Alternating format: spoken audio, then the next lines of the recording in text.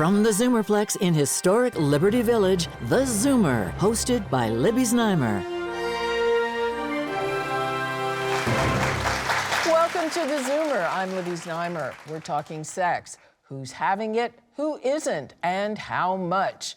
We'll talk about a groundbreaking book by author Tina Fetner, Sex in Canada, the who, why, when, and how of getting down up north. It delves into sex among singles, couples. We'll talk marriage and monogamy, hooking up, and committed relationships. Well, 38% of those aged 70 and older had partnered sex during the past year, and 22% had it within the last month. Sex remains a part of life for many Canadians well into their older years. So, Tina, let's start with you in conducting your sex survey of Canadians. What surprised you the most?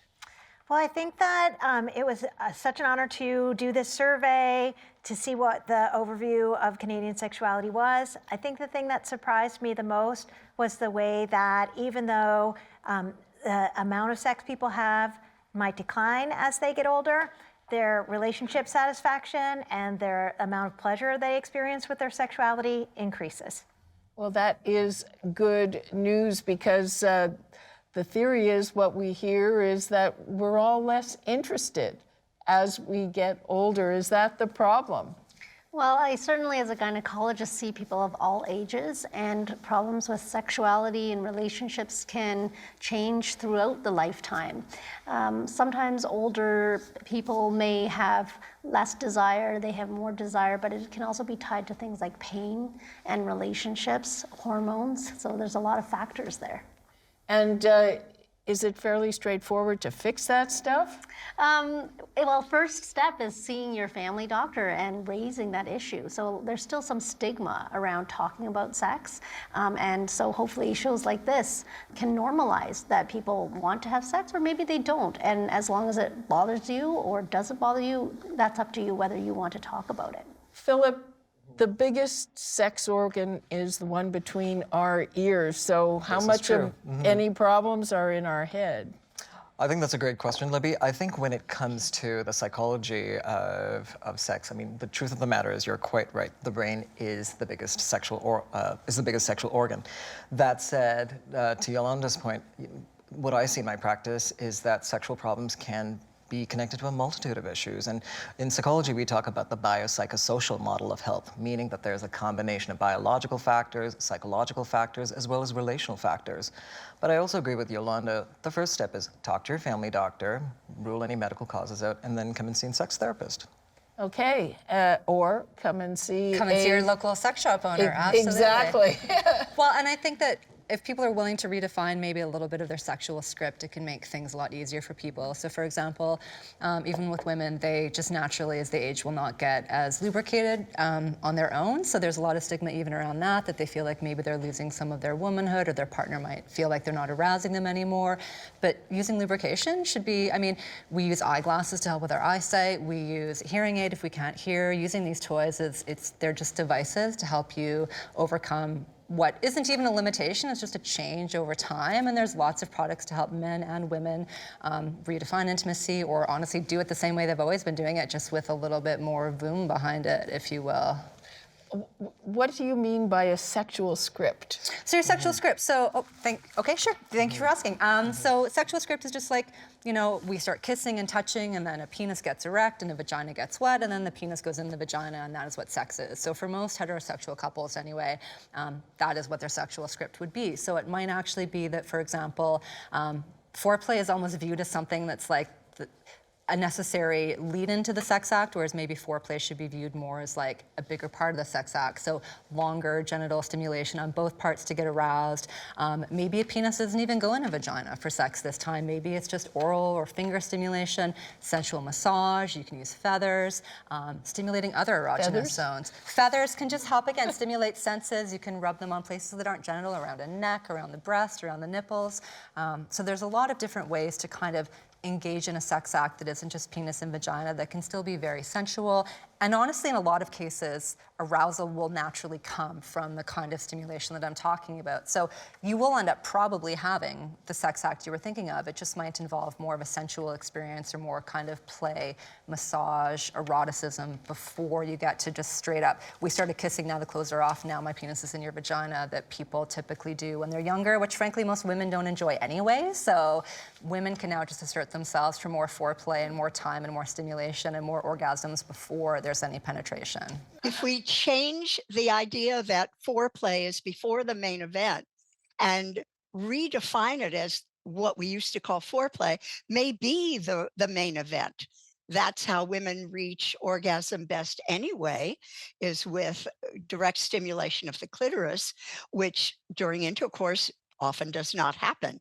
So if we look at what great sex is, change that definition and take turns during sex.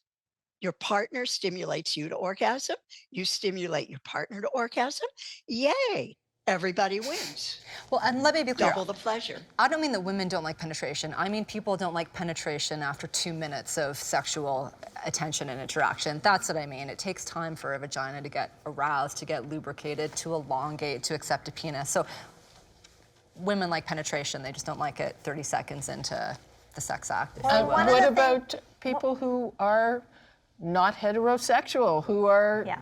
One of the things that the data in my survey makes clear is that the orgasm gap between men and women is really limited to heterosexual couples. It's the problem of this narrow script of understanding that what counts as real sex is just when the penis is in the vagina, because same-sex couples don't follow that script. They don't have that script, and they don't have the same problem of of the gender gap in orgasms. Exactly. So what do they do? Right, so they have exactly as we were talking about, a wider sort of buffet of sexual options that create, what's pleasurable for you, what's pleasurable for me, and there's not a preconceived idea of that, oh, well, my pleasure, my orgasm takes precedent over anybody else's in the room, right? And that's, I think, what heterosexuality brings to the table, that it would really benefit women to undermine a little bit. Yeah. I would also chip in by saying, we can define sexual scripts as the beliefs and the narratives that we grow up with in terms of what sex should look like, what sexual pleasure should look like. And they're often rooted in culture. They're passed down from family members in terms of what sex should look like. And the ways in which sexual scripts can cause problems is, think about the belief of boys don't cry. That's going to influence the way that cis, especially heterosexual men, are going to behave in sex, because they shouldn't be tender lovers. They should not be emotional. It's not masculine to show a certain kind of emotion during sex. You've got to be, a wham bam, thank you ma'am kind of a role during sex. And the problem with sexual scripts, especially from the psychological sense, is that they can really limit people's access to the wide repertoire of things that bring pleasure. Okay, lots to talk about. When we come back, does marriage ruin your sex life? More on the Zoomer.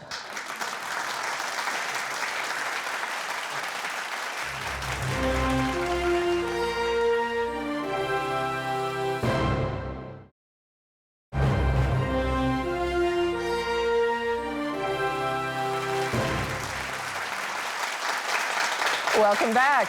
As we get older, as we settle into long-term relationships, the spark between partners might become more of a flicker rather than a flame. It's believed that our sex lives decreased as we age, but it's now understood that it's not the desire that decreases, it's that people's tastes change as they get older. So how does a couple get over the hump? Yes, certainly desire can decrease with age. It's possible. There's a whole bunch of reasons for that. But across the age range, what we're going to see is most people in committed relationships, we're going to see a drop in desire. And there's a finding in the research literature that this drop in desire takes place somewhere between the first 6 months to 2 years of a relationship. And one reason for that is people are maybe just moving from the dating phase into the PJs phase. And what that means is that the couple kind of, things get set settled and you're in a certain groove, and that there isn't as much a focus on exploration, novelty, fun, and excitement. And that can often contribute to the drop in desire that we might see across the age range. We should still schedule sex because there's the mental foreplay that happens with planning for it and choosing your underwear with care and plugging in your sex toys so that they're ready when you need them and organizing which lube you're going to use and having it by the bed and having a signal for your partner. This is really sexy. I mean, aren't you getting excited listening to this? I am. If we schedule sex not as, oh, yuck, it's not spontaneous, well, forget that. Create a sexual, a sexual scene that you're going to play out. Invite your partner to it. Have a time of day that this is going to happen, not after dinner, not at the end of the evening, but when you're fresh. And sex can improve just by doing that. Well, I want to put to bed the myth that married couples have less sex than singles. The data are very clear that married couples have more sex than singles. People who are living together have more sex than singles. And it's like once you know those facts, it starts to make a lot of sense. It's actually hard for single people to find a partner, make that arrangement, get that together. And when you're living with your sexual partner, this is the time where you have the most opportunity to have sexual encounters. Yeah, it's like right there at home. Exactly. Exactly. Okay, we schedule sex, and it's not after dinner because we schedule dinner, definitely, especially once you're in a long-term relationship. So does that help when, when the spark goes out a bit because you've been together maybe for a long time? Well, I definitely see it in busy parents, right? And we know that actually marital satisfaction goes down until the kids leave the house. So, so you get busy, you're doing so much, you see like the PJs, right? You see each other not in special times where you're dressed up and getting ready to go. I think as someone who deals with patients with difficulties, is that sometimes you have to bring novelty back. And so I tell my patients to go walk into a store with sex-friendly products, to start doing some reading and scheduling time to do some, watching erotic movies or something together and finding out what you want to try. One of the things that we can all do better is to have a growth mindset when it comes to our sexual partner, to think, okay, if things aren't working out right now, that doesn't mean that this is the end of our sex life or of the spark, but that we can, make it a project, see what we like, try different things, and we can improve our communication and have better sex as relationships go forward. Learn to say, my body has changed. I know I used to like this particular thing the most, but now that doesn't excite me as much as this might. Could we try this? We grew up not thinking we could talk out loud about these things, but it's never too late to learn to do that, and it can make a big difference in our satisfaction. Well, and I think the thing to realize too is everybody feels like they're like abnormal. Everybody thinks their sexual desires are like dirty and abnormal and shameful. And like really, most people are maybe a little curious about trying a little bit of kink, and most people are curious about maybe trying a little bit of anal play. And if people aren't willing to communicate that with their partner because they think that it's abnormal, they're going to get judged, they're missing a whole realm. When the reality is your partner probably has some similar kind of shameful, what they think are shameful, kinky fantasies too, that if you two just kind of put it out there, you might be able to get better equipped. And I mean, they make surveys online, a lot of them, for different kinds of sex acts, interests, kinks, where you fill them out independently, and then you only get each other's answers if you both answered the same answer. So if it's like spanking, so you both had to have said, I want to try spanking, in order for you to see that that's what the other person is interested in. So there's tons of ways to bridge these communication gaps and maybe get a little freakier to introduce some novelty that are still quite confidential as far as not needing to be maybe more vulnerable than you're used to being with your partner right out of the gate. Okay, that's the fantasies, that's the fun part. But there are some physical problems as people age. For women, it can be severe dryness, painful intercourse. For men, well, men have Viagra at least that should take care of the problem. So what about those? Yeah, thank you for raising that, Libby. This is a major issue, and it's not just for older women who have gone through menopause, for example. Anybody who may also be on antidepressants or medications that dry your mucous membranes or have Sjogren's syndrome, they can have these conditions too. So vaginal dryness can be easily helped. Just going to the drugstore, there are vaginal moisturizers that replenish the hydration in the cells, hyaluronic acid. So those are safe to use, and you can always ask your family doctor or take a picture and say, is this the right product for me? And what about vaginal dryness that has progressed to vaginal atrophy? So vaginal atrophy is a term we used to use, and now we call it genitourinary syndrome of menopause because we see it in the whole vulva area, which includes the vagina and is very close to the urethra. So vaginal estrogen and vulvar estrogen can do wonders because menopause is a loss of estrogen and other hormones from our ovaries. And so when you replace that estrogen safely and vaginally, that can plump the tissues up, make it more resistant to tearing, and make it have increased blood vessels, right? Which is what men need for their erections too. So vaginal estrogen is actually quite safe. You should still talk to your doctor, but because it doesn't go in your bloodstream, it's actually a very safe topical treatment for that initially. I think even for people who've had breast cancer or... Absolutely. That's a very good topic to talk about, actually. And it depends on their breasts and their hormone receptors to the breast cancer. But for some people, it really is a risk-benefit decision they have to make because pain in the vagina or the inability to have sex can really affect the quality of life, and they may say, you know, I might take that small risk of an increased breast cancer with my particular breast cancer, but I really want to improve this part of my life. So that's again, a discussion you can have with your doctor, and because the vaginal estrogen is minimally absorbed to almost not absorbed, it can be very helpful locally. And whether or not we need medical intervention, using a high quality lubricant just enhances sexual touching as well as intercourse, any kind of sex is including solo. Not everybody is partnered. And so we should just automatically have high quality lube on hand and have it out on the right in front of things, not hide it away or sneak into the bathroom to use it. This is just part of what we do now. And it can be very erotic if you have a partner apply it. Yeah, I can't wait to see some of the products you have. Okay, that's coming up. So when we come back, how to spice things up in the bedroom.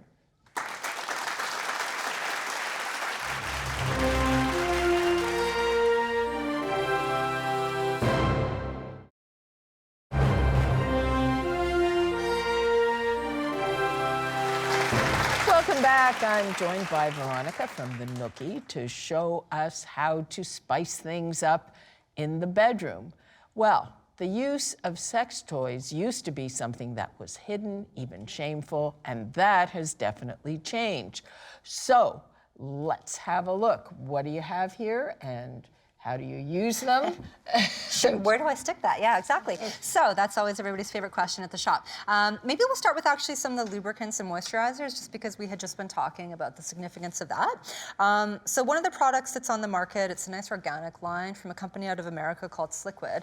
And this one is actually a vaginal lubricant, so you can, or a vaginal moisturizer. So you can use it as a lubricant during sex, but if you are just experiencing kind of itchiness and dryness, something like this will help keep you more comfortable and moisturized just throughout the day. Then we've got here either a water-based lubricant or a silicone-based lubricant. So water-based lubricant is going to have, this one in this case has aloe, it has some water with it. So they're vaginal friendly for most people, as long as you don't have a ton of sensitivities or prone to infections. The good organic products should be friendly for everybody. The packaging has changed a lot, so it's not some like gross, black, weird-looking, you know, bang me bottle. Now they're like aesthetically pleasing. Like Uber Lube comes in a beautiful like cosmetic package. So these products, like Joan said, you can leave them out on your bedside now. They can be kind of part of your routine. So water-based lubricant is good for vaginal or anal sex. It just will get sticky with time, so you'll have to take breaks to reapply. Doctor, is there any issue with silicone, you know, putting it up inside? Well, silicone is inert, and actually a lot of medical devices and toys are actually made of a medical grade silicone, so that's something to watch out for. Do we know exactly what's in these things? Sometimes with so-called natural products, you know, we don't know. Don't buy this stuff off of Amazon, quite frankly. I feel like a lot of people are like, it's convenient, it's there. These quality of products you also aren't going to see at your typical pharmacy. So if you buy from a reputable brand at a reputable shop, you will know exactly what is in these products. Yeah, so silicone lubricant, though, can degrade a silicone sex toy. So if you're using a silicone sex toy, use a water-based lubricant with it. Okay, let's go to the toys. She's like, enough of this. Let's show us. Okay, I think we know what that is. I think this is your grandma's back massager that became everybody's favorite sex toy.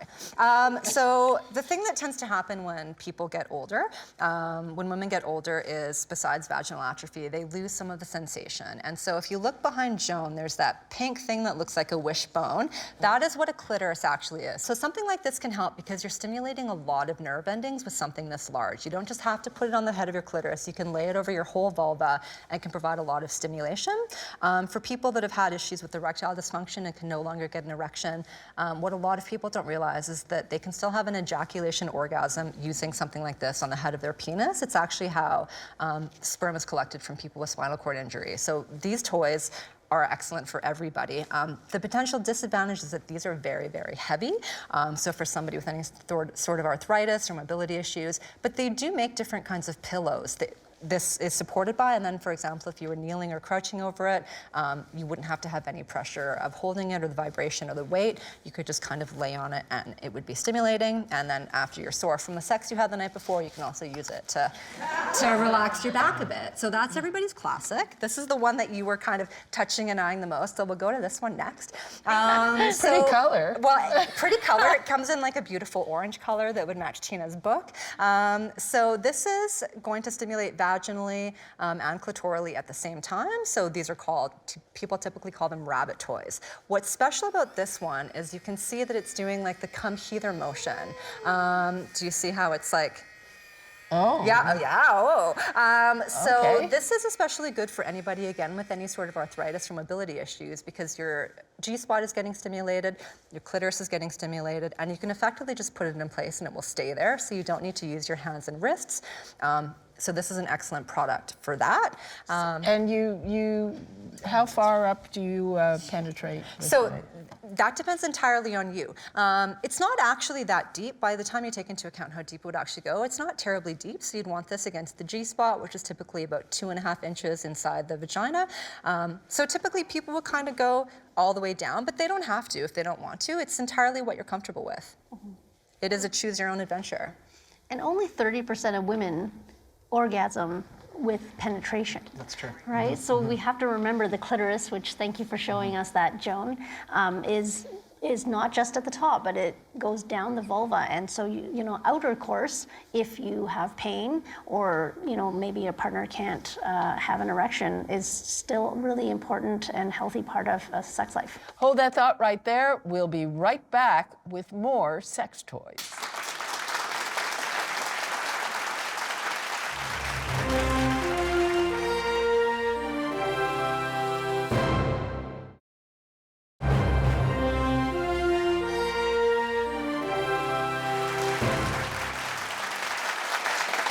Welcome back. Let's continue our discussion on sex toys. So the thing that's really cool about this one, so this is, as you can see, it's a little vibrator. It's meant to go on the clitoris.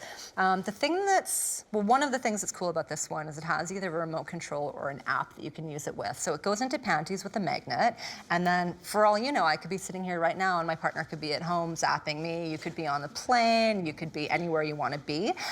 So the app control toys are a lot of fun for couple play, even solo play. The other thing that, again, for anybody with any sort of holding, gripping, mobility, arthritis, because, again, it just goes into a magnet between panties, you don't have to use your hands to use this. So even if you were just having solo sex, yeah, so the magnet just like, the magnet would go on one side, the toy goes on the other side, and then it will grip into your, it will hold that way. So even if you're having solo sex, but you don't want to have to worry about hands or wrists, you have a remote control, it's easy to control, you can use the app, and so you can use this together, alone.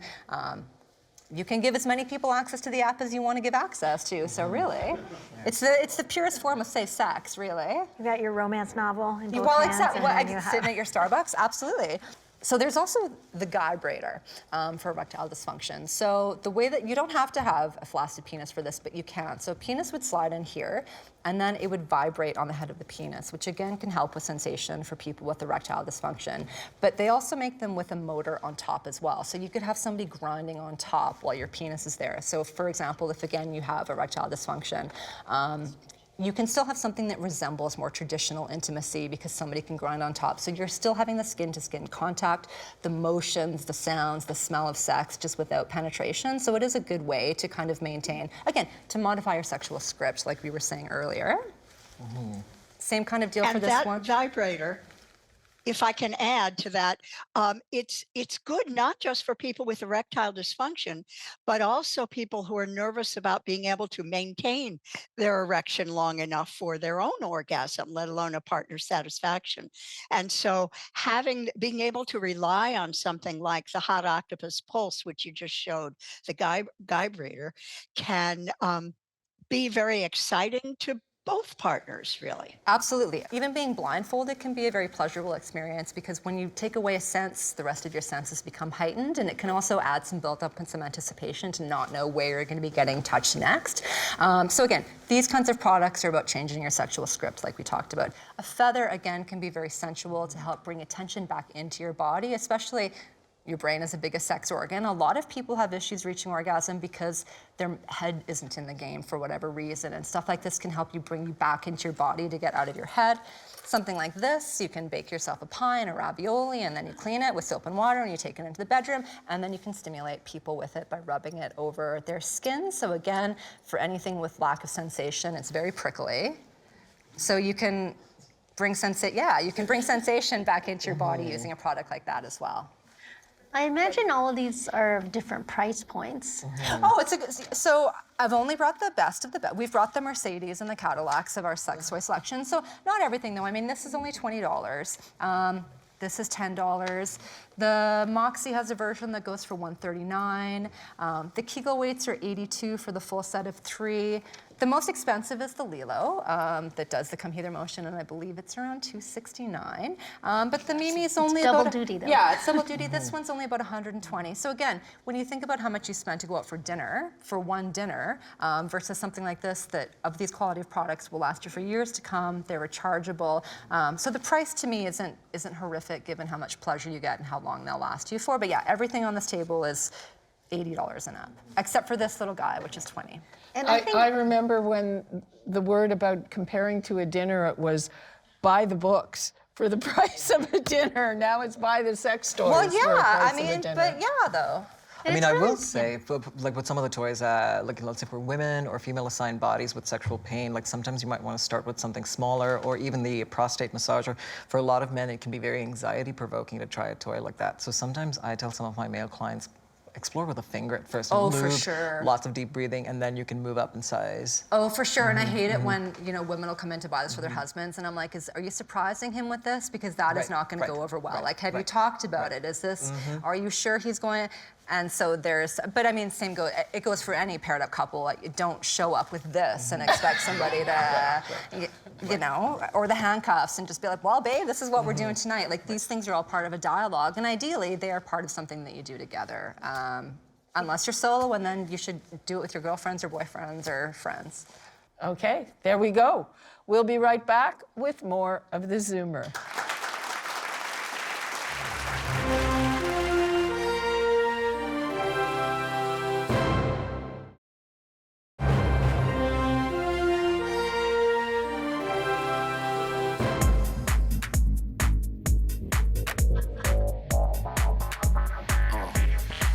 Let me show you something. Party, party, yeah.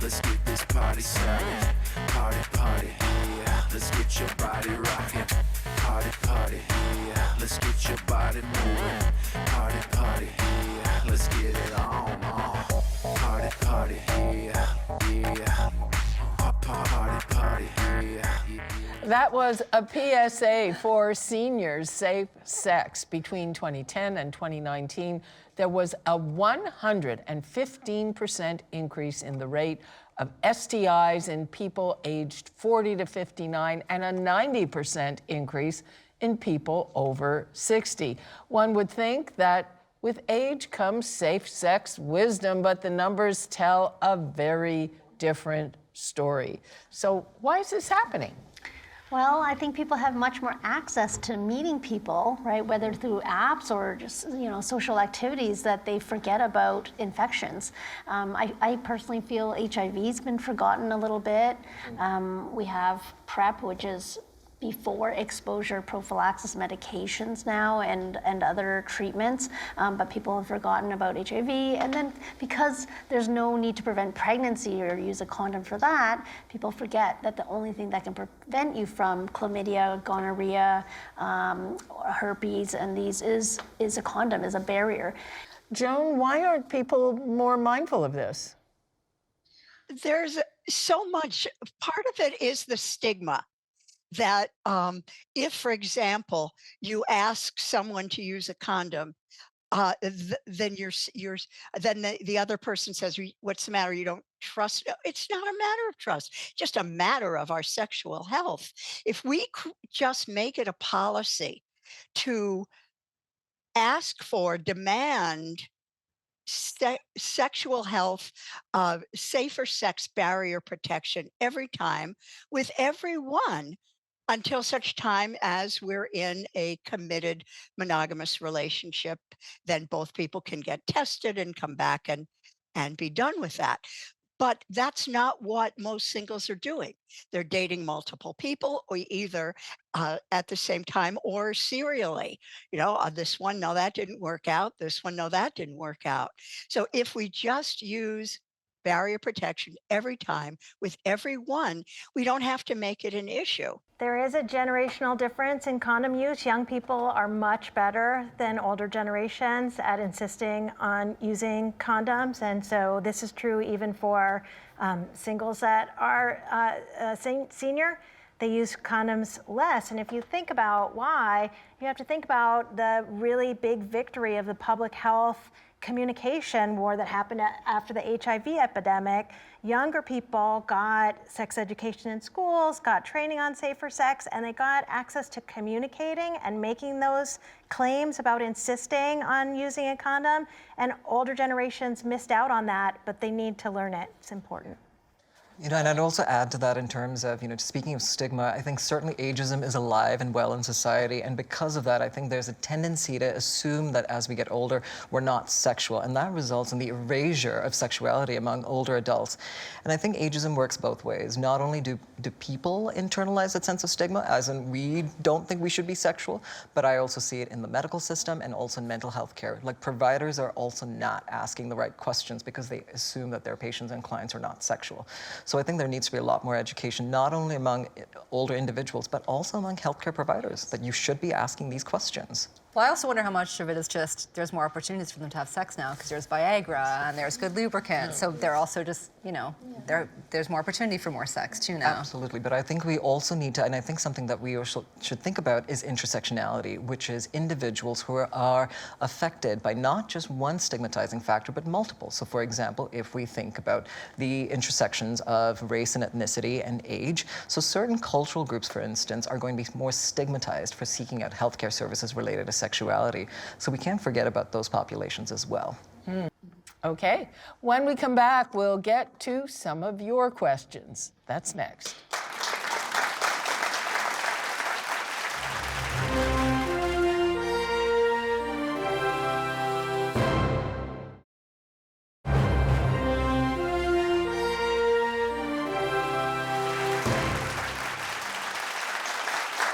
Welcome back to theZoomer. It's now time for questions from our audience, starting with Christine. I wanted to talk to the medical person and the psychologist because there is nothing there anymore. And I've tried, I was going to try hormone replacement therapy, and it seemed very complicated. And psychologically, I thought I can't even get stimulated. If I watched something on TV, I can't get stimulated. My body is not there anymore. And also I don't look the same anymore, so I feel ashamed and of the way I look because of the way I used to look. So I don't know what to do about rectifying that.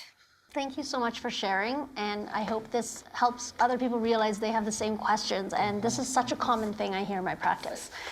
So obviously there are changes with hormones, with menopause, where tissues, just like on our face, right? There's some sagging and loss of elasticity, and that happens down below, and same with loss of vasculature or blood vessels. So using vaginal moisturizers, possibility of using vaginal estrogen after speaking with your doctor, these can help plump things up.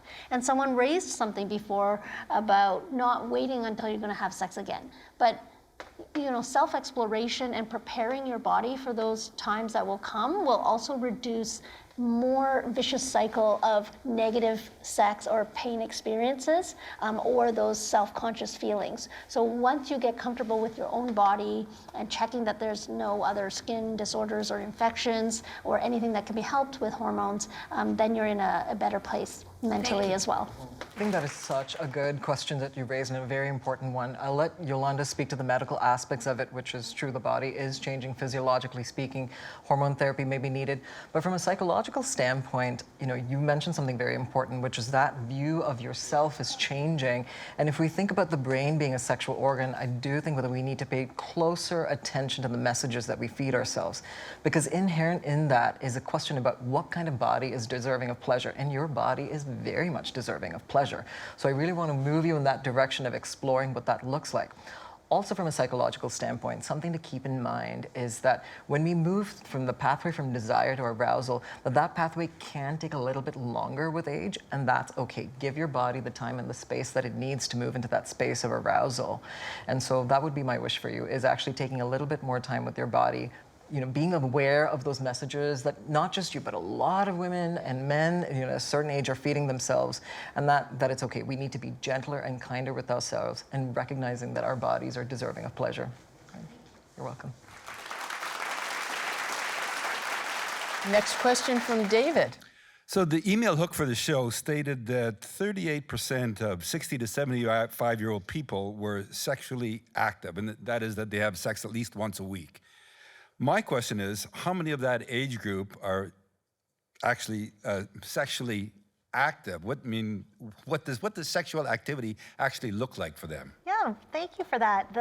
So that would be partnered sexual activity, and people could define that however they want, right? Whether that was penetrative, intercourse, genital stimulation, intimate massage, all of those things should count as sexual activity. Sexual activity is mostly for pleasure, and so we should really lean into the pleasurable aspects of our sex lives and really understand that, you know, we deserve it. Why not?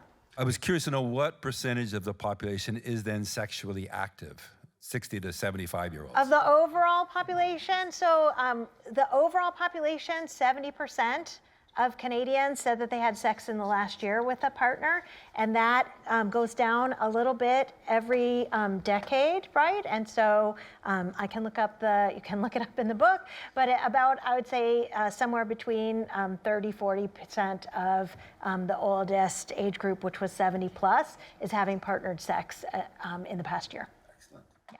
So the reason for that might be that they don't have partners, right? It isn't just that percentage of partnered people are not having sex. It's just of any people not having partnered sex who may not even be partnered. That's right. Yeah. So you don't need to be in a relationship to have partnered sex, right? You can go on a date. You can, you know, meet people through apps, etc., or you can be in a committed relationship. All of that is part of what's going on. Thanks, David.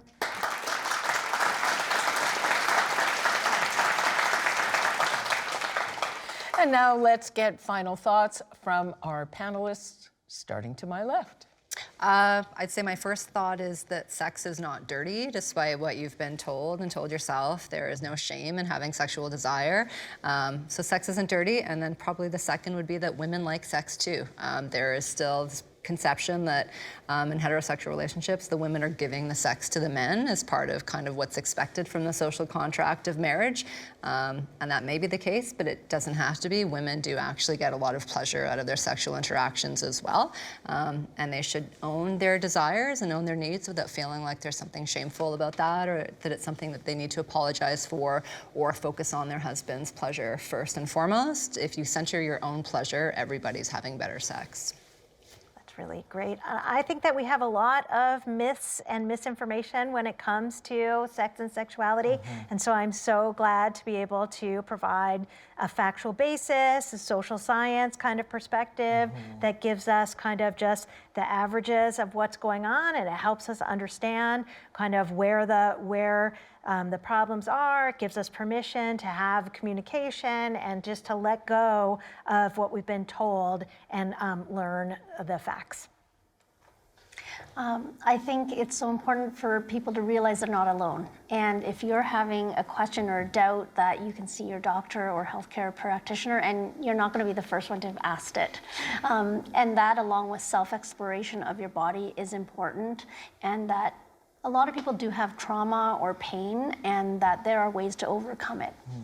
I wanted to say that sexual pleasure is a human right. So regardless of the kind of body you have, your age, gender, physical ability, sexual pleasure is a human right. And for a lot of people, pleasure can be a scary thing. So my advice is start from a place of creating safety in yourself, that it's okay to explore these sensations. We'll start from safety and then move on to pleasure. Joan. Sexual pleasure is ours lifelong, as long as we educate ourselves about how sex changes and how our bodies change and how we can, what workarounds are available so that we can still access our sexual pleasure, as long as we communicate with a partner if we happen to have one, as long as we have a spirit of adventure and creativity, and absolutely a sense of humor. Because if you can't laugh about sex at our age, what can you laugh about? And that's it for us. Remember, the most important sex organ is between your ears, so there's no reason to give up on sex just because we get older. To get in touch, send us an email at comments@thezoomer.com. As always, thank you to my panel and to you at home. We'll see you soon. For now, it's time to zoom out.